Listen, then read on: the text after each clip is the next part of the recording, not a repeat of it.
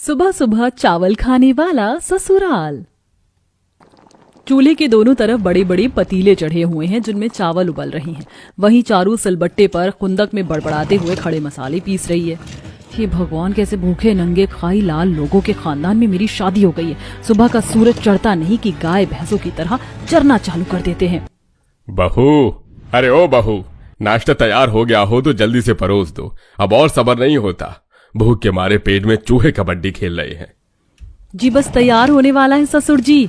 हे भगवान, मेरे भुक्कड़ ससुराल वालों में तो जैसे सब्र नाम की चीज नहीं है। अब क्या मैं खुद चूल्हे पर थोड़ी ना चढ़ जाऊंगी। एक तो सुबह के नाश्ते के नाम पर 10-10 जनों की खुराक एक एक बंदा अकेले ठूंसता है। शामत तो अकेले बनाने वाली बहू की आती है। भाभी सुन रही हो, मटन में जरा मिर्च मसाले तेज रखना और मसाला अच्छे से भूनना, तभी स्वाद दमदार आएगा। ठीक है ननद जी। रेशमा की बच्ची इस नल्ली नंद ने तो सबसे ज्यादा मेरी नाक में दम करके रखा है। आज तो इन सबको कूट कूट कर तेज मिर्च वाला खाना खिलाऊंगी ताकि सबके कानों से धुआं निकल जाए, तब मेरे दिल को तसल्ली मिलेगी। हे भगवान जी, ये ससुराल की रसोई तो जैसे मेरे लिए कैद खाना बन गई है। मैं तो पछता रही हूँ शादी के लड्डू खाकर। आखिरकार क्यों चारू अपने ससुराल वालों पर महज सुबह का नाश्ता मांगने पर इतनी ज्यादा भड़क रही है और क्यों इतनी ज्यादा गुस्से में लाल पीली है, तो चलिए कहानी के पिछले भाग से पेश करते हैं, जहां गाजे बाजे के साथ सावित्री देवी के आंगन में नई नवेली बहू खड़ी है। खुशी का माहौल छाया है। तीनों देवर सर पर दुपट्टा डाले मस्ती के माहौल में ठुमके लगा रहे हैं। पे पे पे पे पे पे पे पे पे, जोर का झटका हाय जोरों से लगा, शादी बन गई उम्र कैद की सजा, न करे शादी ये है बर्बादी फिर है पछताना। भाभी के संग होली में रंग गुलाल उड़ाएंगे, जब जब दिवाली में लेकर दीप जलाएंगे। जचते हैं देखो कैसे बड़े भैया, राम जी बिहाने चले सीता मैया, छोटे छोटे भाइयों के बड़े भैया, आज बने हैं किसी के सैया। तभी बेटों के सुर में सुर लगाते हुए ससुर धोती पकड़े नाचते हैं। साला मैं तो ससुर बन गया, ससुर बनकर कैसा तन गया। ये कुर्ता मेरा देखो, ये धोती मेरी देखो, जैसे गोरा कोई लंदन का। तभी सबसे हटकर सावित्री ठुमका मार मार कर नाचते हुए पड़ोसन को जलाती है। मेरे अंगने में तुम्हारा क्या काम है, मेरे अंगने में तुम्हारा क्या काम है, जिसकी बहू काम काजी सावित्री उसका नाम है, बहू के आने से आराम ही आराम है। हाय हाय, तौबा तौबा, लगता है घर में बहू के आने से पूरा का पूरा परिवार ही सठिया गया है। वही तो पद्मा बहन, देखो कैसी दिवाली के पटाखे की तरह उछल रही है ये सावित्री। खैर हमें क्या लेना देना, चलो चलते हैं। अपने ससुराल वालों का नाच गाना वाला स्वागत देखकर चारू बहुत ज्यादा खुश होती है। हालांकि उसके ससुराल में 3-3 कुंवारे देवर, 2 ननद, सास ससुर, पति और दादी सास फूलन देवी भी थी, जो कि बात बात पर मुंह फुला लेती थी।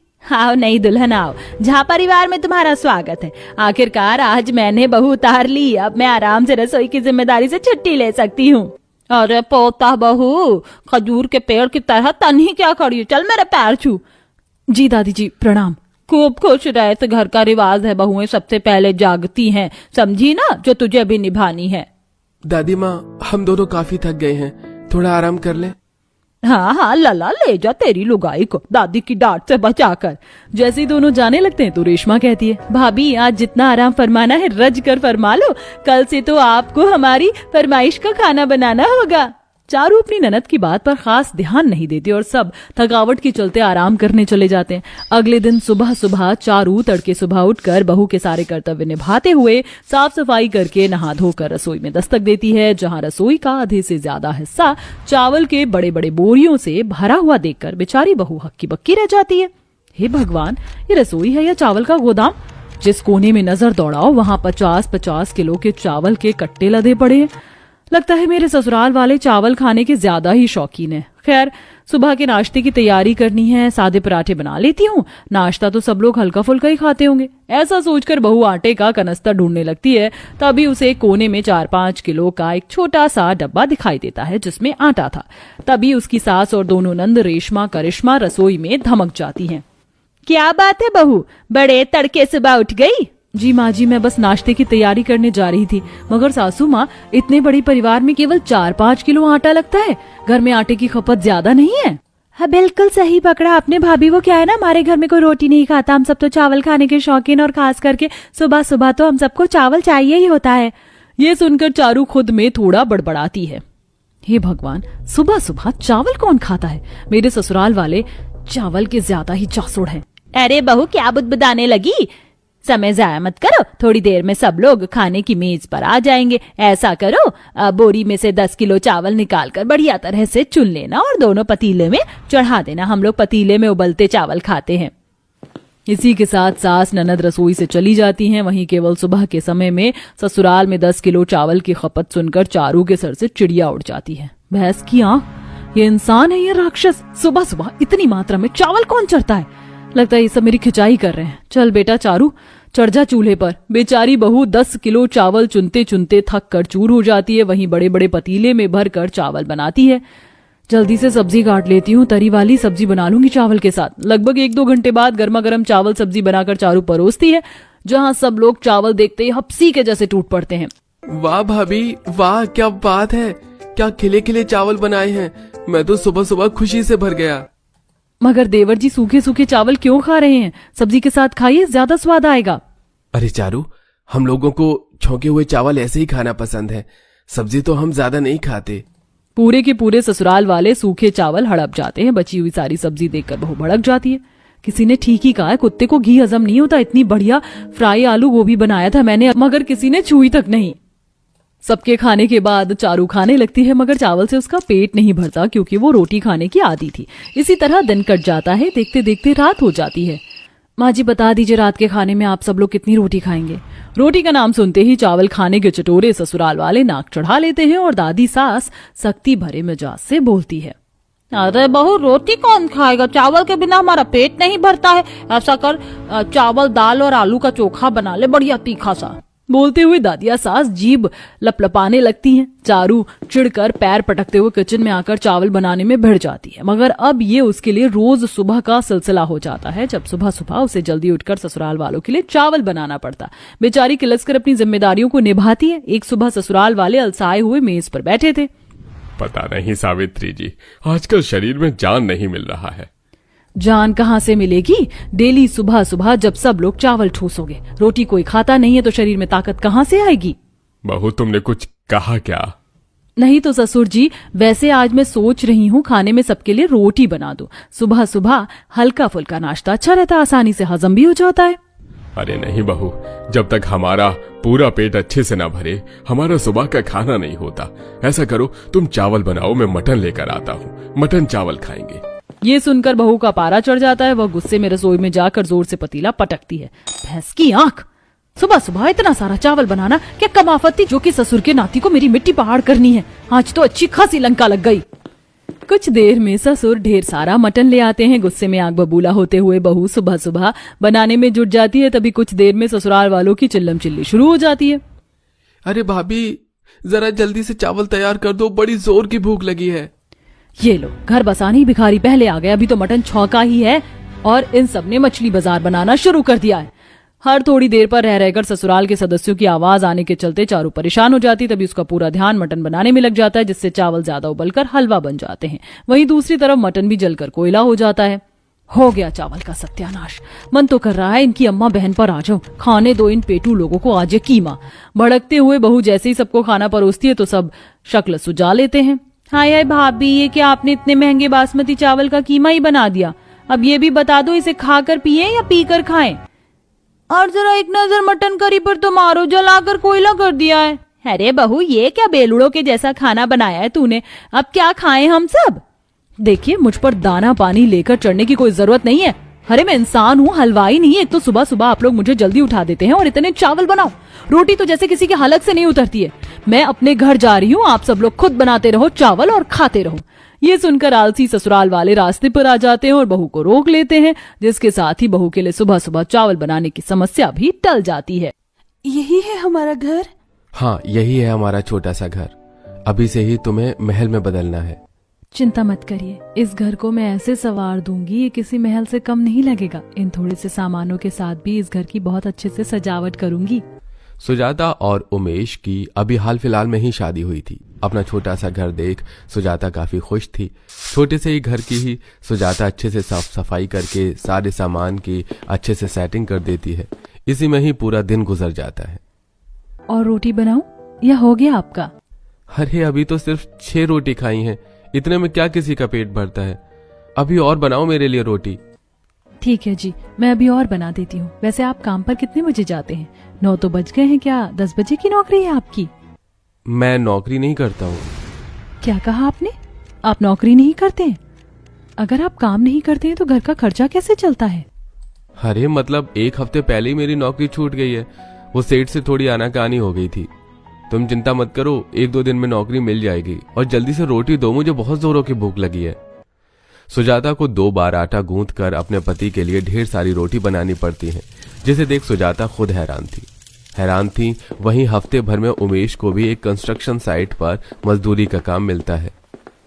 अभी उमेश को 2 दिन ही हुए थे नौकरी करते हुए कि आज उमेश। कैसे बात कर रहे हो तुम? भूलो मत मैं तुम्हारा सेठ हूं और तुम मेरे यहाँ नौकरी करते हो। तो मुझे भी नहीं करनी है ये नौकरी। रखो अपनी नौकरी अपने पास। तेवर ऐसे रहेंगे ना, तुझे कोई भी नौकरी पर नहीं रखने वाला है, समझा? सुधर जा। हाँ तो कोई न रखे नौकरी पर मुझे भी कोई जरूरत नहीं है नौकरी की, देख लूंगा मैं। उमेश गुस्से में घर आ जाता है। आप इतनी जल्दी आ गए? अभी तो आपको गए हुए 2 घंटे भी नहीं हुए हैं। क्या आज काम नहीं था? मेरे सेठ से बहस हो गई, छोड़ दी मैंने नौकरी। क्या कहा आपने? नौकरी छोड़ दी? अरे वो तो सेठ हैं, गुस्सा करना उनका काम है, लेकिन आपने क्यों नौकरी छोड़ी? इतनी मुश्किल से तो आपको नौकरी मिली थी। मेरा दिमाग खराब है और करने की कोई जरूरत नहीं है। खाना लगा, मुझे भूख लगी है। उमेश हाथ मुंह धोकर खाना खाने के लिए बैठ जाता है। वहीं सुजाता उमेश को खाना परोसने लगती है। तकरीबन 1 से 2 हफ्ता होने को आ गया था, लेकिन अभी तक उमेश ने कोई भी नौकरी नहीं ढूंढी थी। 2 बजने को आए हैं, अभी तक खाना नहीं बना। कब बनेगा खाना? भूख लग रही है मुझे।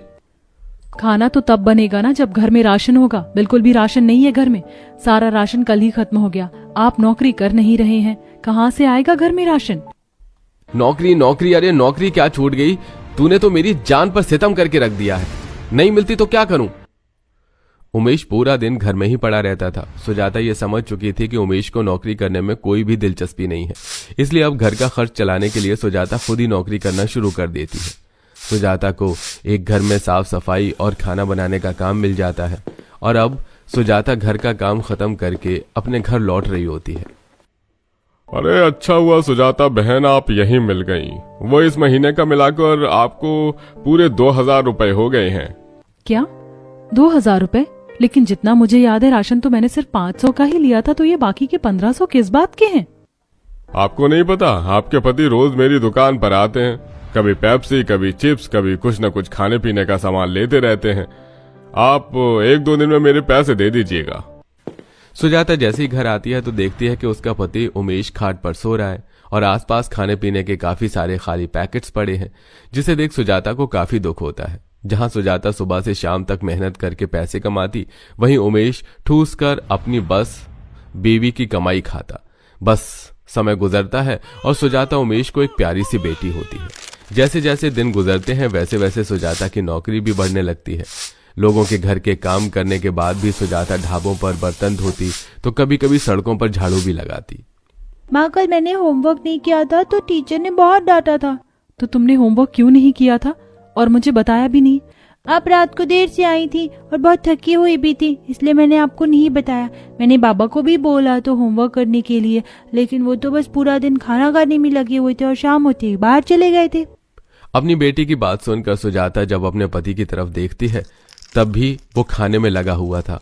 काम पर जाते हुए भी सुजाता बस उमेश की तरफ देखती है और चेहरे पर लाचारी लिए काम पर चली जाती है। अरे सुजाता, आज तो तूने बड़ा ही जल्दी घर का सारा काम खत्म कर दिया। जल्दी जाना है क्या तुझे आज? मालकिन, वो कुछ दिनों से मेरी बेटी स्कूल होमवर्क करके नहीं जा रही है तो उसकी टीचर बहुत डांट रही है। आज जल्दी जाकर उसका होमवर्क करवाना है। सुजाता, तू सुबह से शाम तक इधर उधर काम करते और घर जाकर भी तुझे चैन नहीं। तेरा पति दिन भर बस खाते हुए पड़ा रहता है, वो होमवर्क नहीं करवा सकता क्या? अपने पति को समझा। अब तेरी बेटी हो गई है, कल को बड़ी होगी, उसकी शादी करनी है। पढ़ाई का खर्चा तू अकेले कैसे संभालेगी? अब अपनी मालकिन सोनाक्षी की बात सुनकर सुजाता और टेंशन में आ जाती है और घर का काम खत्म करके अपने घर जाने लगती है कि तभी रास्ते में अरे सोनाक्षी बहन, कैसी हो तुम? कितने दिनों बाद दिखी हो, अच्छी हो, कभी घर भी आ जाया करो और अपनी महक को भी लाना, मेरी चिंकी बहुत याद करती है उसे। हाँ हाँ, क्यों नहीं, जैसे ही वक्त मिलेगा मैं आऊंगी। वैसे सुजाता बहन, उमेश भाई साहब की कहीं नौकरी लगी या नहीं, या अभी भी वो बेरोजगारी बैठे हैं? कभी कभी तो मुझे आप और महक के लिए काफी बुरा लगता है। वो आदमी कितने सालों से घर पर यूं ही बेरोजगार बैठा है। पहले मालकिन और फिर पड़ोसियों की बात सुनकर सुजाता को काफी दुख होता है और वो जैसे ही घर आती है तो देखती है कि उसका पति घर पर बैठकर बस खाने में लगा हुआ है। अरे इंसान हो या गाय भैंस जो 24 घंटे चरते रहते हो, बेटी दिन पर दिन बड़ी हो रही है, उसके बारे में सोचा भी है कुछ? पूरा दिन घर में रहते हो, क्या उसका होमवर्क नहीं करवा सकते? अच्छा, तो अब तूने 4 पैसे क्या कमा लिए, मुझ पर हुक्म चला रही है? ये सारे काम तेरे हैं, मेरे नहीं। अच्छा, तो ये बात है ना, तो कमाने का काम भी आपका है, मेरा नहीं। मैं तो औरत हूँ, मुझे तो बस घर संभालना है, लेकिन कमाना तो आपका काम है ना। सारे पड़ोसी कितना मजाक उड़ाते हैं हमारा।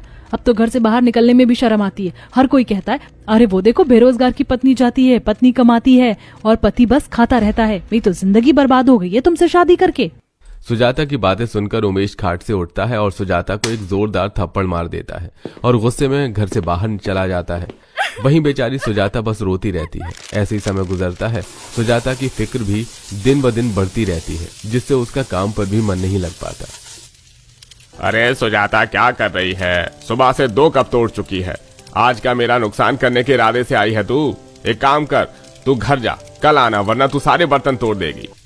माफ करना सेठ, मेरी तबीयत कुछ ठीक नहीं है, मैं कल आती हूँ। सुजाता जैसे ही घर जाती है तो देखती है कि उसकी बेटी महक मुंह फुलाकर एक कोने में बैठी हुई है। क्या हुआ मेरी गुड़िया रानी को? क्यों इतने गुस्से में है? किसी ने डांटा? हाँ, टीचर ने। उन्होंने सभी बच्चों से प्रोजेक्ट फाइल मंगवाई थी, सभी बच्चे लेकर भी आ गए, लेकिन मैं लेकर नहीं आई। उन्होंने कहा आएगा मंडे तक, तो फाइल लेकर नहीं आई तो मुझे हर रोज अपने पीरियड में क्लास के बाहर खड़ा कर देंगी। इतनी सी बात है और मेरी गुड़िया रानी मुंह फुला कर बैठी है। तो फिक्र मत कर, तुझे मंडे तक फाइल चाहिए ना, मैं ले आऊंगी। मम्मी, आप सच कह रही हो? फाइल ले आओगे? अपनी माँ की बात सुनकर महक काफी खुश हो जाती है। वहीं सुजाता वो अपनी बेटी की प्रोजेक्ट फाइल के लिए दिन रात मेहनत करती है और आखिरकार सुजाता फाइल लेकर घर लौट रही होती है कि तभी एक गाड़ी से सुजाता का एक्सीडेंट हो जाता है। आसपास के लोग सुजाता को अस्पताल में भर्ती करवाते हैं। उमेश को जैसे ये बात पता चलती है तो वो महक के साथ हॉस्पिटल आ पहुंचता है। डॉक्टर साहब, सुजाता ठीक है? कैसी है वो? ठीक तो हो जाएगी ना? हमें उनका ऑपरेशन करना होगा। तकरीबन 50,000 रुपए का खर्चा आएगा। आप जितनी जल्दी हो सके पैसे काउंटर पर जमा करवा दीजिए। हे भगवान, कहाँ से लेकर आऊं मैं इतने पैसे? अगर मैं नौकरी करता तो आज ऐसी नौबत नहीं आती। अब क्या करूं मैं? उमेश आस पड़ोस के लोग और अपने दोस्तों से मदद मांगता है और जल्दी 50,000 रुपए इकट्ठा करके सुजाता का ऑपरेशन करवाता है। कुछ घंटे में ऑपरेशन के बाद सुजाता को होश आ जाता है। सुजाता, तुम्हें होश आ गया? अरे, पता है तुम्हारे लिए कितना परेशान था, कितनी दुआएं मांगी मैंने ऊपर वाले से। आप रोइए मत, मैं ठीक हूँ। और महक कहाँ है? वो पड़ोस वाली चाची के घर पर है। बार बार उसका अस्पताल आना ठीक नहीं था तो मैं उसे वहीं छोड़ आया। सुजाता, मुझे माफ कर दो। तुम ठीक कहती थी, इतने साल तक तुमने नौकरी की और मैं बस बैठकर खाता रहा। मैं आलसी बन चुका था। सोचता था कि तुम सब संभाल लोगी, लेकिन ऐसा नहीं है। अगर गाड़ी का एक भी पहिया खराब हुआ तो वो ठीक से नहीं चल पाती। ठीक ऐसे ही हमारी जिंदगी भी है। मुझे माफ कर दो सुजाता।